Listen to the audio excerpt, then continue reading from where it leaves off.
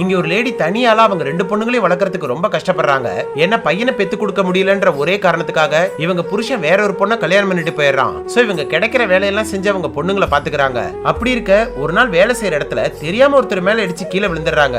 அதுல அவங்க இடுப்பெலும்புல அடிபட்டு குனிஞ்சு நிமிந்து எந்த வேலையும் செய்ய முடியாம இருக்காங்க.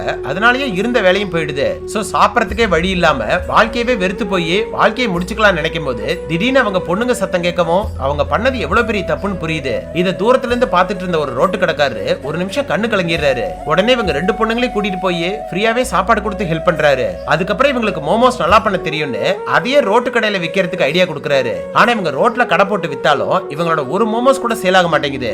இதனாலேயே டெய்லியும் விக்காம எல்லாத்தையுமே குப்பையில கூட்டிட்டு போயிடுறாங்க. கையில இருந்த காசுமே தீந்துடுது.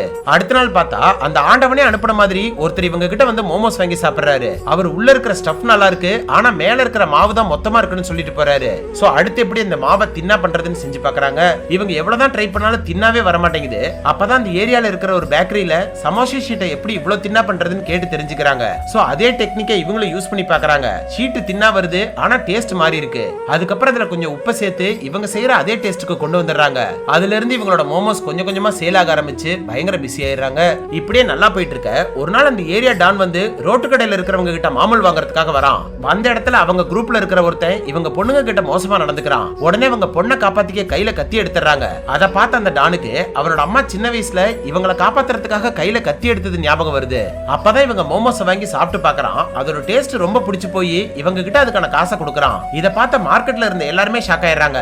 ஏன்னா இவ்வளவு நாளா மாமல் வாங்கினவன் கையில இருந்து ஃபர்ஸ்ட் டைமா காசு தரது அவங்களுக்கே புதுசா இருக்கு. அதே மாதிரி ரோட்ல எல்லாம் கடை போடக்கூடாதுன்னு துரத்த வந்த சீஃப் போலீஸ் டியூட்டியை முடிச்சிட்டு போகும்போது இவங்க மோமோஸ் வாங்கி சாப்பிட்டுட்டு அவரோட பொண்ணுங்களுக்கு சேர்த்து வாங்கிட்டு போறாரு. இப்படியே எல்லாருக்கும் பிடிச்சு போன அவங்க மோமோஸ் அந்த ஊர்ல மட்டும் இல்லாம கொஞ்சம் கொஞ்சமா இந்த உலகம் ஃபுல்லாவே ஃபேமஸ் ஆயிடுது. அப்படி இருக்க ஒரு நாள் இவங்க ரோட்ல போயிட்டு இருக்கும்போது திடீர்னு ஒரு குப்பை பொறுக்கிறவனை பாக்குறாங்க. பார்த்தா இவங்களுக்கு முத ரோட்ல கடை போறதுக்கு ஹெல்ப் பண்ணவரு. அவரை பார்த்தது மனசு கேட்காம அவரை இவங்க ஃபேக்டரிக்கு கூட்டிட்டு போய் அவருக்கு சாப்பாடு கொடுக்கறாங்க.